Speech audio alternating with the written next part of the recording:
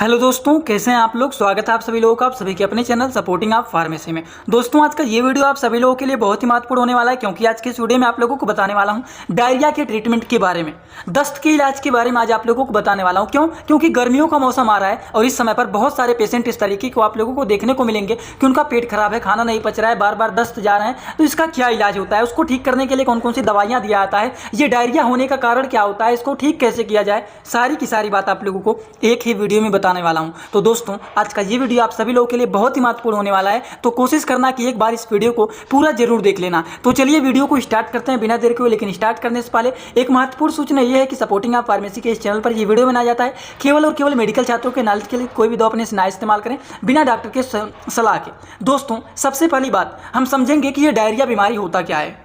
ये डायरिया का बीमारी होता क्या है, तो चलिए। डायरिया बीमारी दोस्तों एक ऐसा बीमारी होता है, diarrhoea is defined as the passes of 3 और मोर लूज और लिक्विड स्टूल पर डे। इसका क्या मतलब हुआ? डायरिया एक ऐसा बीमारी होता है जिसमें देखा जाता है पेशेंट का स्टूल जो होता है वो दिन भर में 2 बार, 3 बार, 4 बार, 5 बार स्टूल पास करने जा रहे हैं, तो उसको बोला जाता है कि उस पेशेंट को डायरिया का बीमारी हो गया है। डायरिया बीमारी होने पर प्रतिदिन 3 या उससे अधिक बार मल को पास करने निकालने जाना पड़ता है, और जिसे दस्त के रूप में परिभाषित किया जाता है कि ये दस्त की बीमारी है, क्योंकि पेशेंट दिन भर में 4 बार, 5 बार, कई बार लगातार जा रहा है।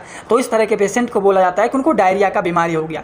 दोस्तों, ये डायरिया होने का कारण क्या होता है? डायरिया बीमारी होने के बहुत सारे कारण होते हैं। बैक्टीरियल इन्फेक्शन के भी कारण हो सकता है, कुछ इन्फेक्शन टॉक्सिन या फिर ऑर्गेन्स की वजह से हो सकता है, अनहेल्दी फूड ईटिंग के कारण हो सकता है। गर्मियों के मौसम में आप मान लीजिए कुछ भी ऐसा वैसा खा लेते हैं तो हमारा पेट पचा नहीं पाता है गर्मियों के मौसम में, तो ईटिंग अनहेल्दी डाइट इसकी वजह से भी हो सकता है। कभी कभी एलर्जी की वजह से भी आप कोई भी खाना खा लेते हैं, एलर्जी के कारण भी देखा जा सकता है। रेडिएशन थेरेपी की वजह से कभी कभी कोई दवा खा लेते हैं तो आप पेट खराब हो जाता है, तो इसकी वजह से भी, जैसे कि मान लीजिए आपको कब्ज की बीमारी हो गया है और आपने ज़्यादा डोज में कब्ज की दवा खा लिया है, तो इसकी वजह से भी आपका पेट खराब हो सकता है।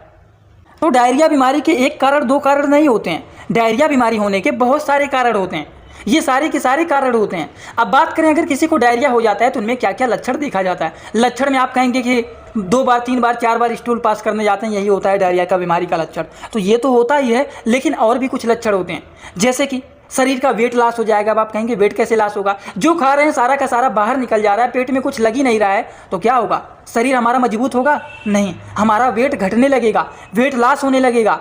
बुखार भी देखा जाता है। शरीर में पानी की कमी भी हो जाएगा, क्योंकि सारा का सारा पानी बाहर निकल जा रहा है स्टूल के रास्ते, तो शरीर में डिहाइड्रेशन भी हो जाएगा।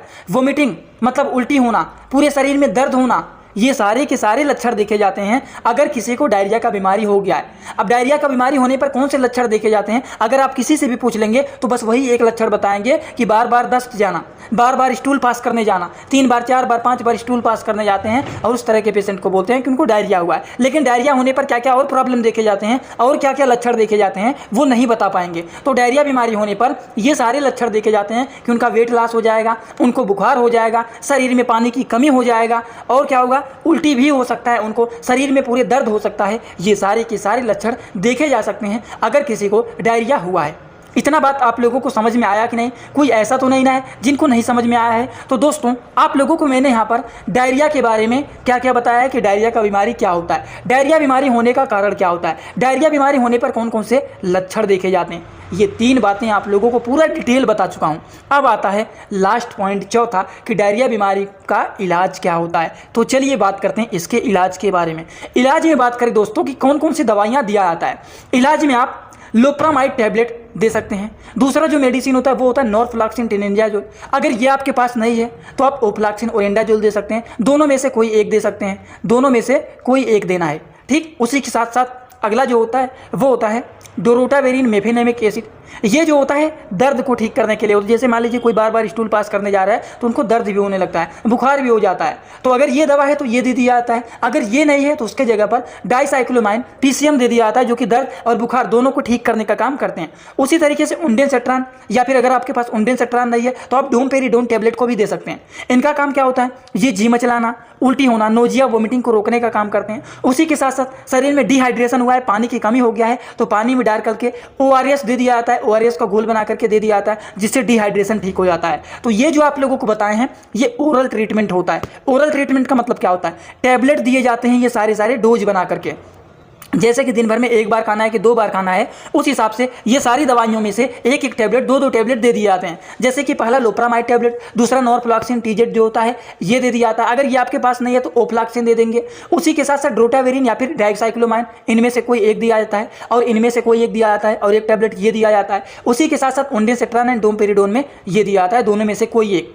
ठीक, तो ये 4 प्रकार के मेडिसिन होते हैं, चारों एक एक टैबलेट, 2 टैबलेट करके आप दे सकते हैं। समझ गए। और शरीर में पानी की कमी हो गया है तो उसको ठीक करने के लिए ओरल रिहाइड्रेशन साल्ट को दिया जाता है, जो कि ORS के नाम से ये फेमस हो जाता है। दोस्तों इसी तरह से मैं आप सभी लोगों के लिए एक बुक बनाया हूं, जिस बुक का नाम है A to Z medicine book. ये जो दोस्तों बुक है ये टोटल 600 पेज का है, जिसमें आप लोगों को टोटल 46 चैप्टर मिल जाएंगे और साथ ही साथ आप लोगों को फ्री में पूरे बुक का 46 वीडियो लेक्चर भी मिल जाएगा हर एक चैप्टर का, जिसकी आप लोगों को मिल जाएगा मात्र 499 रुपये। ये बुक आप लोगों को PDF के फॉर्मेट में व्हाट्सएप पर मिलेगा, जो कि आप कैसे लेंगे इसी वीडियो के कमेंट बॉक्स में जाएंगे, वहां पर एक लिंक मिल जाएगा। जब आप उस लिंक पर क्लिक करेंगे तो डायरेक्ट आप व्हाट्सएप पर पहुंचेंगे, उसी नंबर पर आपको पेमेंट करना है, वहीं पर आपको बुक और पूरे बुक का वीडियो लेक्चर भी मिल जाएगा। जो लोग लेना चाहते हैं ले सकते हैं, जो लोग प्रैक्टिस करने वाले छात्र हैं जरूर इस बुक को परचेज करें, जिसमें हजारों प्रकार की दवाइयों का नॉलेज आपको मिल जाएगा।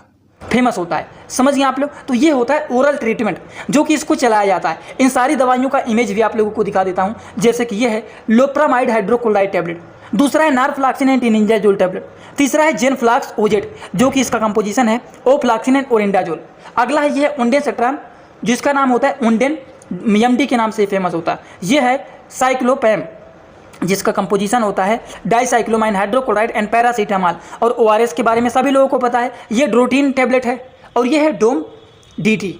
तो ये कुछ दवाइयाँ होता है, इनमें से कोई एक एक मेडिसिन दिए जाते हैं और इसीलिए यहाँ पर दिखा दिया हूँ कि एक लोप्रामाइड दिया जाता है, नॉरफ्लॉक्सिन टिनिडाजोल एंड ओफ्लॉक्सिन में से कोई एक दिया जाता है, ड्रोटावेरिन एंड डाइसाइक्लोमाइन में कोई एक दिया जाता है, ओंडेनसेट्रान डोमपेरिडोन में कोई एक दिया जाता है और ORS दिया जाता है। तो ये होते हैं इनके ट्रीटमेंट, जो कि मेडिसिन ये सारे के सारे दिए जाते हैं। लेकिन जो मैंने आप लोगों को ऊपर डोज बताया हुआ है कि ये सारी दवाइयों को इस तरीके से दिया जाता है, लेकिन साथ में ही अगर किसी को डायरिया हुआ है और उनके पेट में गैस बन रहा है तो गैस के भी तो दवाइयाँ दिया जाता है। अगर ये नहीं देंगे तब तो नहीं ना, ठीक है। तो गैस की दवा दिया जाता है। तो गैस की दवाइयों में कौन सी दवा दिया जाता है? गैस की दवा में दोस्तों पेंटाप्राजोल भी होता है, ओमेप्राजोल भी होता है, रेबिप्राजोल भी होता है। आप लोगों को मैंने इसका ट्रिक भी बताया था कि किसी भी दवा के नाम के लास्ट में अगर प्राजोल आ जाए तो वो दवा क्या होता है? वो दवाइयाँ होता है गैस की दवाइयाँ, जैसे कि पेंटाप्राजोल, ओमेप्राजोल, रेबिप्राजोल, तो सब में प्राजोल आया हुआ है। तो ये गैस की दवाइयाँ होता है। पेट में गैस बना हुआ है, एसिडिटी बना हुआ है, तो उसको ठीक करने के लिए ये गैस की दवाइयाँ दिया जाता है। इसके लिए केवल एक फार्मूला नहीं, 2 फार्मूला बताया था मैंने। कौन कौन सा?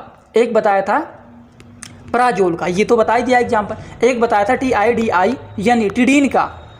ठीक, तो देखिए टिडीन में आपको बताया था रेनिटिडीन, सिमिटिडीन, नाइजाटिडीन।